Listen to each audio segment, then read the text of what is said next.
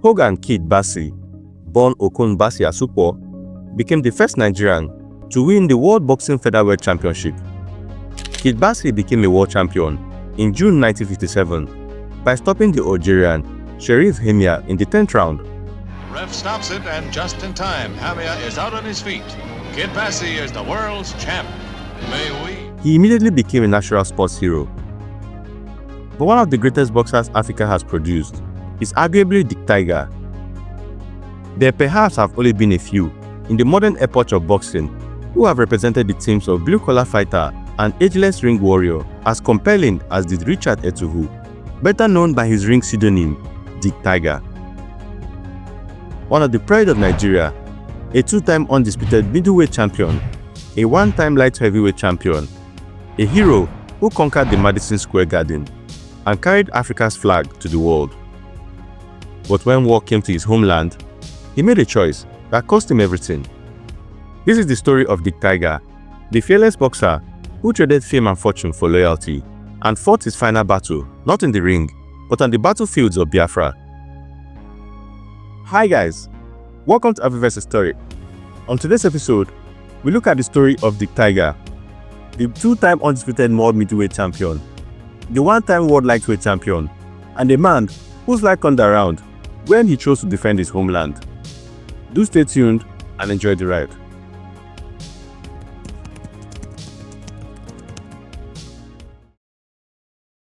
He was born on 14th August 1929 in Amibo, a village situated in the eastern region of what was the British Protectorate of Nigeria. He learned his formidable work ethic, firstly from the rigors of tilling his father's modest-sized farm, and later as a market trader in the nearby town of Aba.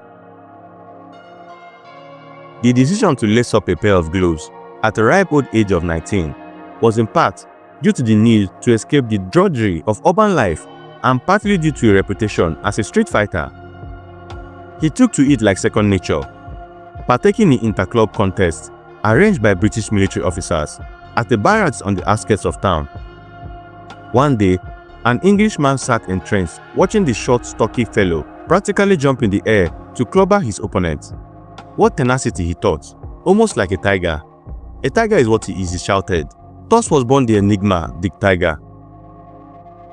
Nigeria had no substantive traditions in the sport, but encouraged by the improving standards of organizations and the increasing accessibility of British rings to pugilists of West African origins, Tiger decided to turn professional in the early 1950s.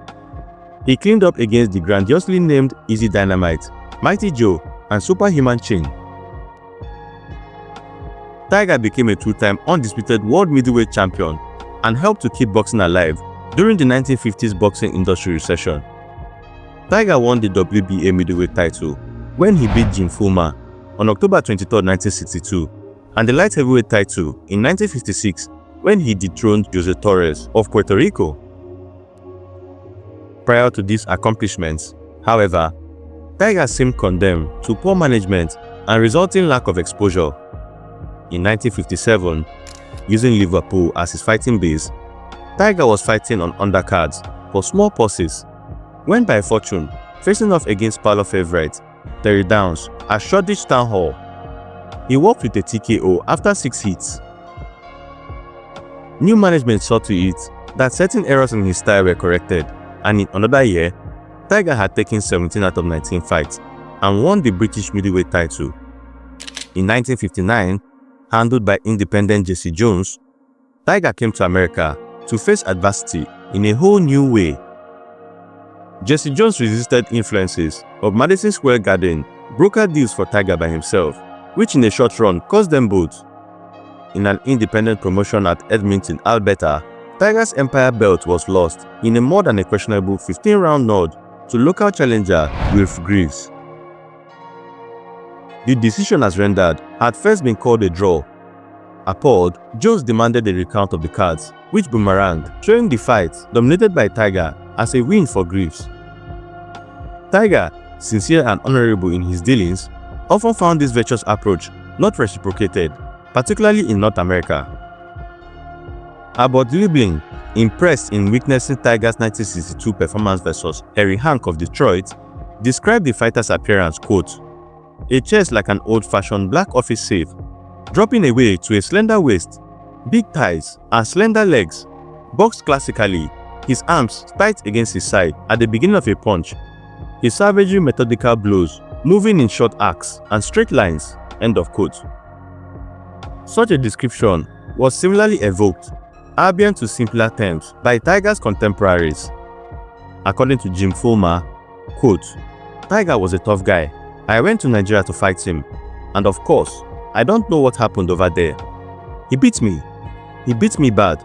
My mother and father could have beat the judge and referee, and I couldn't have won a round," end of quote. Joey Giardello said, quote, "I thank Dick Tiger because Dick Tiger was a man, and Dick Tiger gave a title shot to me. He didn't have to give it to me. He could have given it to somebody else," end of quote. Giardello and Tiger fought 4 times, with each bout going the full distance. They exchanged the middleweight title during their last 2 encounters. In total, they spent approximately 2.5 hours in the ring together. Prior to one of their last fights, when asked whether he planned to trade punches with the hard-hitting Tiger, Giardello responded, "I wouldn't trade stamps with him," end of quote. Numerous accounts of Tiger, both as a person and a fighter, described him as solid, disciplined, and principled. He generally avoided promotional theatrics, a contrast to Western marketing tactics of the time. In an effort to secure a title shot, contender Joey Archer, a technically skilled middleweight known for his speed, launched a small-scale advertising campaign aimed at Tiger. One ad stated, quote, "I am a middleweight and I am licking every man I have ever fought, including you," referencing a previous victory over Tiger. However, Tiger had already signed to defend his title against Emil Griffith, prompting another ad from Archer that read, quote, "The middleweight champion should meet the best middleweight, not a welterweight," end of quote. Archer also promoted his campaign through television appearances and in the New York Daily News, and was even photographed taunting a caged tiger at the Bronx Zoo. Despite his efforts, Tiger went on to lose the middleweight title to Griffith, and the bout with Archer never materialized. Following the loss, Archer shifted focus elsewhere, and in 1966, Tiger moved up to campaign as a full-time light heavyweight. And the new light heavyweight champion of the world, Dick Tiger. There you have it, ladies and gentlemen. A new light heavyweight champion of the world. A surprise victory by a rank underdog. After defeating Jose Torres by decision to win the light heavyweight title, Tiger successfully defended the crown against Torres in a rematch and against Montana native Roger Rouse. 68 and a half. Just took the win. There's Rouse down from that right hand. 5. 6. Referee's talking to him. Makes the mandatory 8 count, and it is all over. Referee Jimmy Arriva talks to Roger Rouse. He then lost the title to Bob Foster of Albuquerque, New Mexico. Although Foster was sometimes described as a veteran, he was only 26 years old with 33 fights, while Tiger, nearly 40, was approaching the end of his career. The left hook Foster used to knock out Tiger was later ranked among the 10 deadliest punches in the last 25 years by Big Book of Boxing in 1975. How can you miss?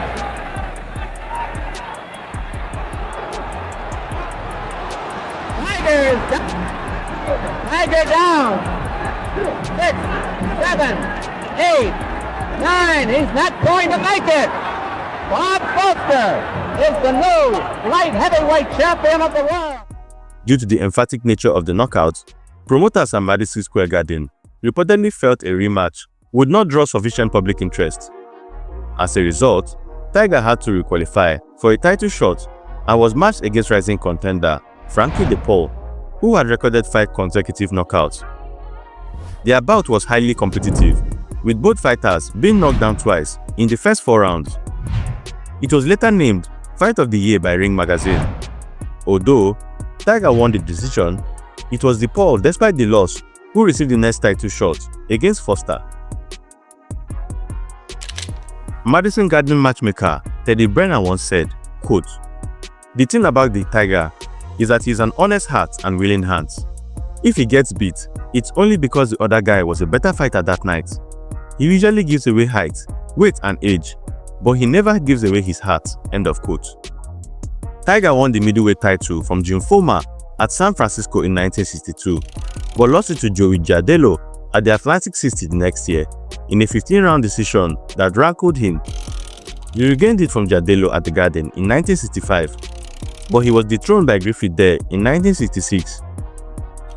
Moving into the heavyweight division, Tiger won the title from Jose Torres at the Garden, but lost it to Bob Foster, the current champion, in 1968, on a 4th-round knockout. It was Tiger's only loss by a knockout in his 81-bout career. Tiger said after the bout, quote, "All the people I've knocked out," he said softly that night, "now I know how they felt." End of quote. Although his reputation and earnings grew, he always lived frugally. He wore long overcoats and cheap suits with baggy pants. To add to the incongruity, his face had a few tribal scars of honor, but his voice had a British accent. He smiled and bowed often. If you find the video worthwhile, please take out some time to smash a like and subscribe to the channel, as it goes a long way in supporting our efforts.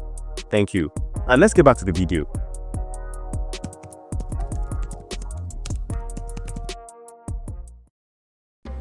After his fight with Jose Torres, he didn't stay long in the US to enjoy his victory over Jose Torres.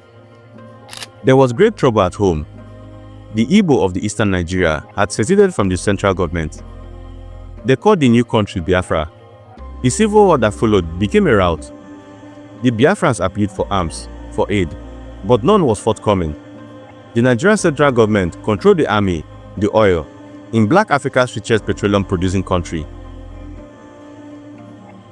The Tiger said to a reporter, quote, "The politics of my country are a cause of great concern to me. There could soon be a civil insurrection. The situation is classically Orwellian," referring to the implications of animal farm and the terrible pitfalls of revolution politics. "Although we are not the majority," he said, "my people have held leadership in Nigeria since the British left. In recent years, military elements have taken control. We Igbos are not basically a militaristic people, but we will not permit ourselves to be shunned aside. Without the Igbo, my country would be a disaster." End of quote. Tiger returned to Biafra to fight another African in an exhibition match in Port Harcourt, a few miles from his home in Aba. It was a glorious day for the Igbo, and Tiger donated his purse to the Biafran cause. Later, he would donate even more when, as a 38-year-old father of 7, he volunteered in the army of Biafra. As a second lieutenant, he trained soldiers in physical exercises. After his exhibition bout in Biafra, he returned to New York and gave Torres a rematch at the Garden. Like their first fight, he drew a pretty good crowd, and Tiger gave away about 10 pounds, again won by decision. But this was the only touch of triumph in the Tiger's life then. The Jews of Africa were being slaughtered. He could get no word about the fate of his family, as he later learned that they were either dead or imprisoned. He could not go home. His properties in Lagos had been confiscated. His apartments, his service station in Aba, the beauty parlor and cosmetic shop, the bookshop, the Mercedes, and tens of thousands of dollars saved by the man in his second-hand suit were all gone. Biafra, the dream, was gone too. And soon, too soon, his title was also gone. In May 1968, Tiger was knocked out 2 minutes into the 4th round by Bob Foster. It was the only time Tiger had ever been knocked out. Perhaps he should have quit then.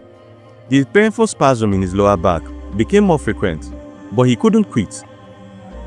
He was a political exile in New York. He had no other sellable skill. Tiger fought 4 more bouts in New York, winning 3 and losing 1. A 10-round decision to Griffith. The fight gave him just enough money to live on. "I am a fighter," he said sadly before the bout. "I didn't go to college. I have no other job." End of quote.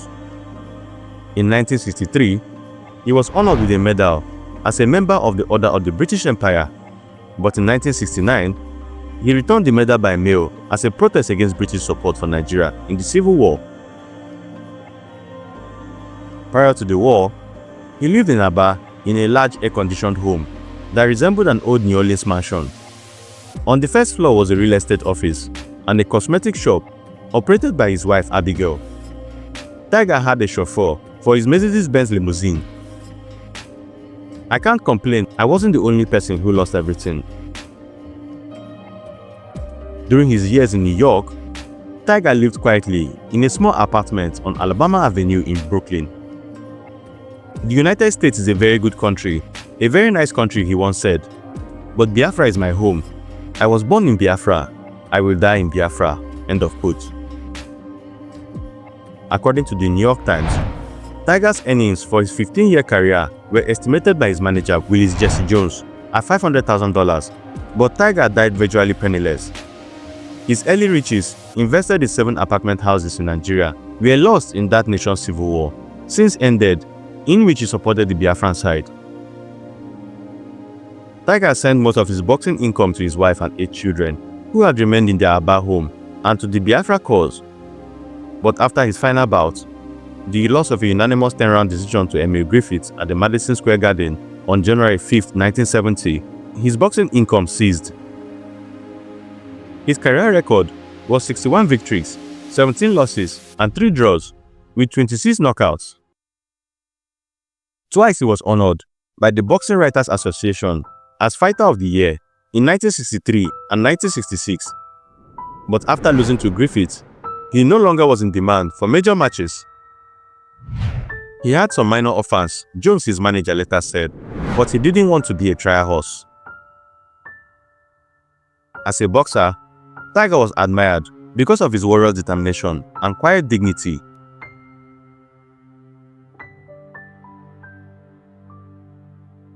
After retiring in 1971, he worked as a porter at the American Museum of Natural History, commuting by subway from a furnished home in the Bedford-Stuyvesant section in Brooklyn.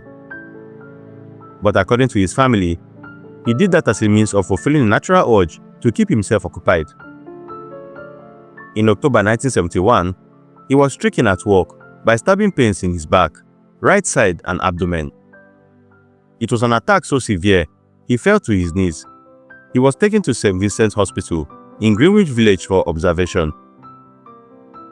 Under the banner slogan, "No victory, no vanquish," a general amnesty had been granted to those who played a part in the rebellion. But Tiger continued to harp out about this and feared reprisals in the event of his return, and not for good reason. His propagandizing of the Biafran effort caused anger among many military officials. In numerous interviews, he had alluded to war crimes committed by the Nigerian Armed Forces. Leaflets alleging the same had been distributed at fights at the Madison Square Garden. Furthermore, Tiger's insistence that the Biafran anthem be played before his bout and his return of his MBE Civil Medal, albeit British, but nevertheless, completed with a publicized note condemning its moral and military support for Nigeria and its genocidal war against the people of Biafra, were all considered highly provocative and virtually unforgiving by influential officers in the military junta. Tiger's doubts could not be quelled by assurances given by the Nigerians that he would be allowed to return safely, and so he called Larry Merchant, then a columnist in the New York Post, to bear witness to a formal guarantee of safe passage issued by a Nigerian consulate official in Manhattan. He returned unmolested, apart from a 3-hour interview conducted by Nigerian security agents who confiscated his passport, and it was claimed that he was able to account for most of his property, except one that was never returned. Nevertheless, neither was his passport. In an act of spitefulness, the military regime refused his request to be let out of the country to undergo radical treatment for his ailment. For days after his return, thousands of visitors, mourners, really from miles around, walked the hot, dusty roads to Aba. When they found the Tiger's house, they saw a muscular but pain-withered boxer sitting in front in the shade of a solitary acacia tree. He succumbed finally at age 42 on December 15, 1971. The funeral 5 days later brought out the mourners in their thousands. Among the graveside rites was 21 gunshot salutes. His premature death occasioned as it was in the wake of the defeat suffered by the renegade Biafran state, on which he staked so much upon. It has surprisingly served to cast an enduring pall that has tended to overemphasize the tragic aspect of his life. But while his ending was tragic, his life was far from being catastrophic. Indeed, it was an inspiring tale of progression and self-improvement, from humble bottle trader to wealthy realtor, from obscure boxing bouts to that of the pinnacle of boxing avenues known as the Madison Square Garden. Dick Tiger was a man of many parts, a courageous fighter, a Nigerian patriot, a Biafra rebel, a devoted family man, and a gentleman, all roles which he underscored with a rich vein of integrity. Tiger was inducted into the International Boxing Hall of Fame in 1991. The Ring magazine named him Fighter of the Year in 1962 and 1965, while the Boxing Writers Association America named him Fighter of the Year in 1962 and 1966. In 1966, Tiger was voted one of the best boxers in the 1960s. Later in 1998, Tiger was put in the book of the best boxers of the 20th century. In 2002, Tiger was voted by the Ring magazine as the 31st greatest fighter of the last 80 years. His first world title win in 1962 was ranked the 15th most memorable moment in Nigerian sports history since 1960 by Premium Times in 2020, the highest ranked combat sports-related moment. The decision goes to Dick Tiger, and Dick becomes the new world middleweight champion. Tigers fans are elated as Dick waves to the crowd.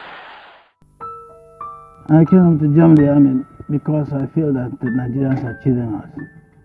And you want to come down here and fight? That's it. I'm not afraid in the ring whenever I go out to fight, so how can I be afraid here to fight, to defend my country? You're a lieutenant in the army, Dick. What are you doing? Are you training the boys? That's what I do. I go to different parts of Biafra to train our boys.